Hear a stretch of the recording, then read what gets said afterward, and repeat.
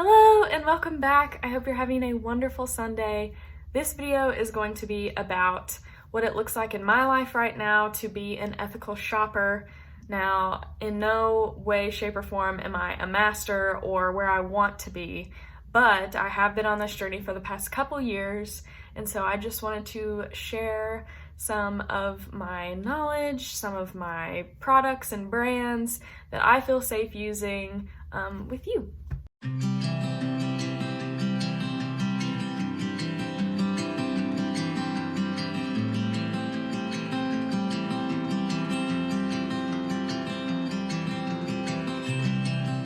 Alright, so just a little background about me. I grew up with a mom who I love so much.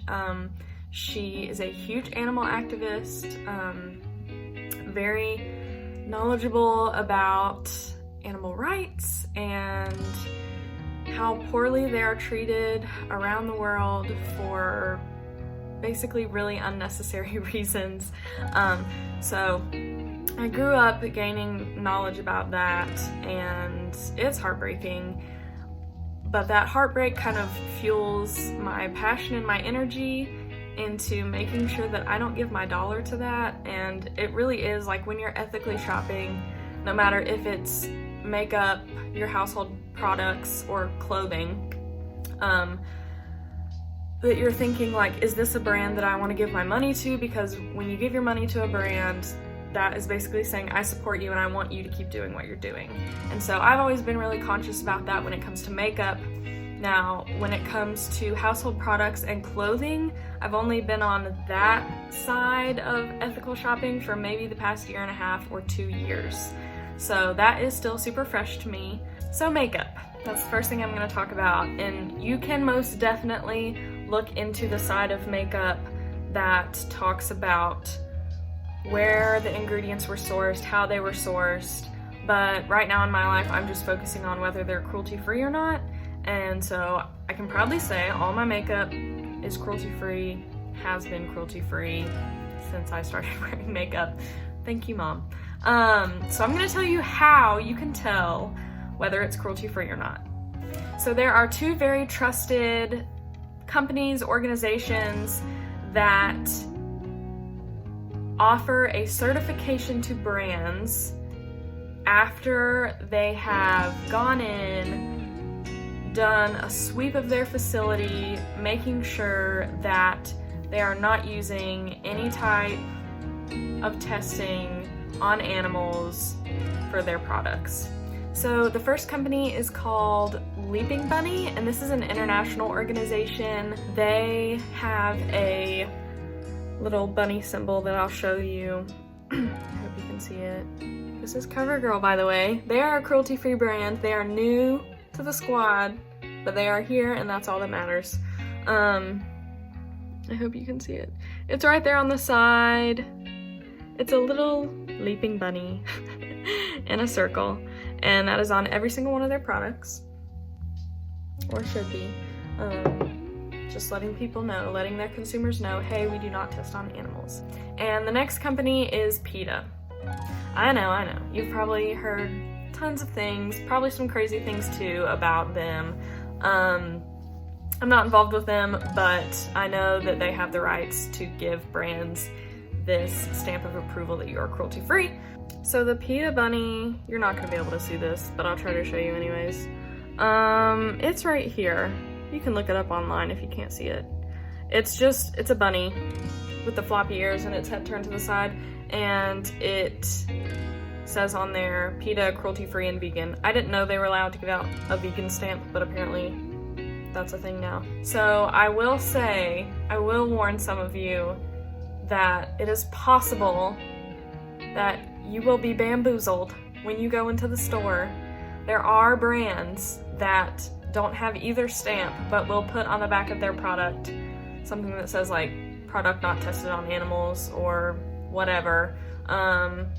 It's your choice if you trust them or not. I do not, because their facility, you know, as far as these certifications go, their facility hasn't had a walkthrough to see if they actually don't test. So that's just up to you. I don't trust them. I try to go with Leaping Bunny, and PETA.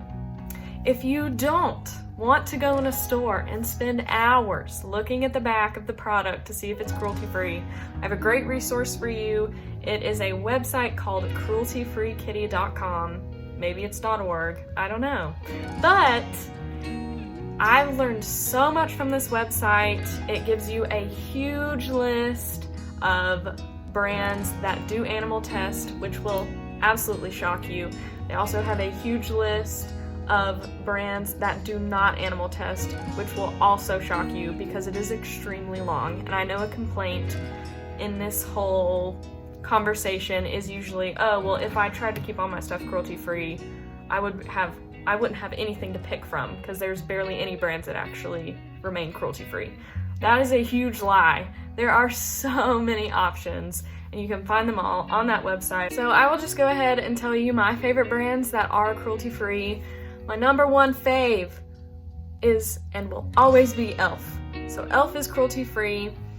They don't have any type of stamp on their actual products, but the stamp of approval is on every single one of their packagings, if that makes sense. They're a good drugstore, Walmart option if you're not trying to spend huge loads of money on vegan, cruelty-free, plant-based designer makeup, skincare stuff.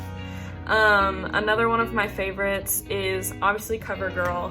I'm still getting used to their stuff because, like I said, they just recently made the switch. The third one is Burt's Bees. My entire life, I thought it was Burt's Bees, but it's not. It is Burt, like the man. Or woman, I don't know. Anyways, Burt's Bees is cruelty-free. Then the last one I'll show you. So this is a skincare, nutrition, makeup brand that if you're into spending a little bit more money on your skincare, makeup, nutrition, this is the brand that you should go with. It is Arbonne. I'm a big Arbonne girl. They are cruelty-free and vegan. Everything in their store is cruelty-free and vegan, which is amazing. I use their skincare. And then I'll just give you a little taste. I don't want to disappoint you, but I'm going to because I care. Here's a few brands that sadly still test on animals. We have Almay, Aveeno, Biore, Bobbi Brown, Maybelline, L'Oreal, Revlon, Neutrogena, Blistex, Burberry, Calvin Klein, Clinique, Estee Lauder, Mary Kay, and much, much more. So if you want to make the switch to cruelty-free makeup, my advice to you would be to go to crueltyfreekitty.org.com, whatever, and read their cruelty-free one-on-one article, and then just start looking at brands, seeing what your options are, seeing if there are brands that you already use that are cruelty-free. And, the hardest part is going through your cabinet and throwing away all the stuff. Well, you don't technically have to throw it away. You already spent the money, so just use it until it's out. But brand transition is hard. It really is. And there's tons of grace for it. The next category that I'm going to talk about is household products. This is one that I'm still in the process of doing all my brand transitions because I definitely am not 100% clean on all of my household products, but I will show you two brands that were so easy to transition into. But first of all, the thing with ethical shopping with household products, you can also look at the ingredients, how and where they were sourced side of it. You can look at the animal cruelty side of it, but then you also have a third side that you can look at, and that is, it doesn't matter where they were sourced or how they were sourced, are the ingredients actually bad for you or good for you? I'm not going to get into that part because I don't know enough and I don't want to talk about something I don't know about. But cruelty-free side, kind of just clean side of it, I recommend 7th Generation. Sponsor me. Just kidding. 7th generation is amazing. They have dish detergent, laundry detergent, paper towels, napkins. They probably have toilet paper too. They're amazing, and they're completely plant-based, so I'm not having to worry about any harsh chemicals, anything like that. And they are Leaping Bunny certified. I love it so much.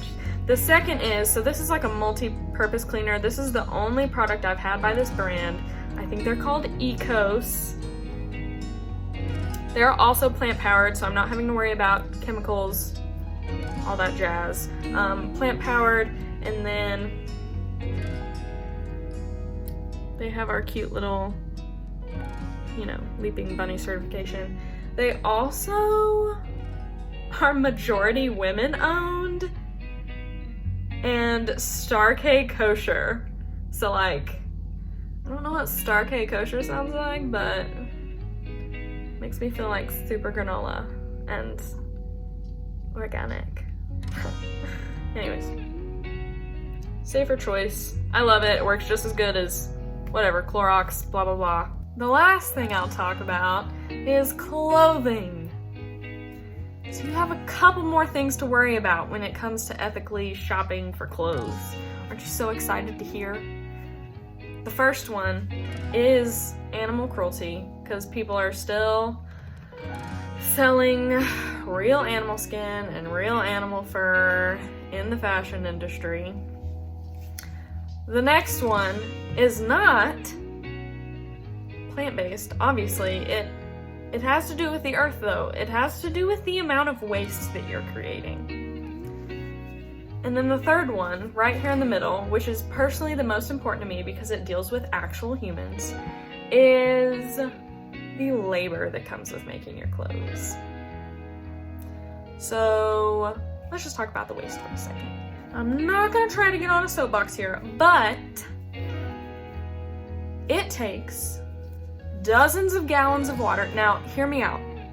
There are amazing, sustainable fashion brands out there. I'm not talking about them. I'm talking about fast fashion.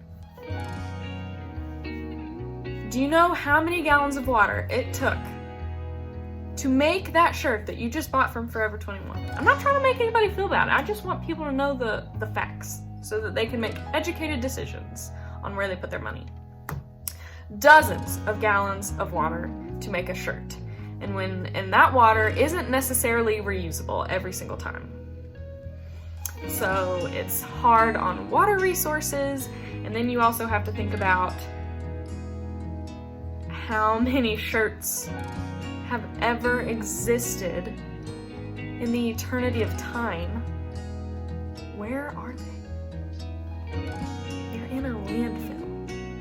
And I bet you a really high percentage of them are not biodegradable and are still sitting there from years and years ago. Moving on from that, the third one, labor. So brands that have headquarters and factories and facilities in other countries don't necessarily treat their people the best. They have really poor working conditions, and they are likely not paid what they deserve. Likely their pay is extremely low, not a livable wage at all. And so that's heartbreaking. But there is hope, and I will tell you what the hope is. The hope is an app. And this app is called Good On You, and you can download this app on your phone. And basically what you do is you go on the app and you type in any brand. Not every single brand in the world is on there because they haven't certified every single brand. But you can go on there. For example, you can type in American Eagle, and it will tell you American Eagle's ratings for animal cruelty, work labor, environmental waste. It has 4 different categories. I can't exactly remember what they are, but it'll give you stars saying oh yeah, they're not doing too good in that area, or they're doing so good in this area. And so you can know when you're giving them your money if ethically like they're a good company. Another slice out of the pie of hope is thrifting, which was what my first video was about. So thrifting is an amazing way to cut down on waste because you're basically just recycling clothes. You're not throwing them out. You're basically just, people are passing around clothing, and it's just a great, beautiful cycle. Another slice out of the pie of hope is, and this is probably one of the most fun and something that we do in my friend group a lot, we borrow and swap clothes. So multiple times have my friends brought over trash bags of clothes that they're about to give away, and we all go through them together and see if there's anything that we want to borrow or swap. So this is also an amazing way to cut down on your waste. So that is all I have for you today. I know it's a lot, and I am just here to encourage you, to try to inform you. If you want to, or if you're in the middle of making brand transitions to be more ethical, I'm rooting you on, and I'm so excited for your journey. If you're not there yet, I love you just as much, and yeah, absolutely no judgment, total grace, total love smothered all over this. So I just want to be, a source and an encouragement for the people that do choose to make this something that's important in their life. So yeah. And I just want to say thanks for joining. If you haven't already, please like and subscribe. And I just feel a little bit bougie because I have 20 subscribers. I know that's like actually embarrassing, but I don't know, it just feels good. It's like getting your first 100 followers on Instagram. Anyways, thanks for joining, like and subscribe, and I'll see you next time.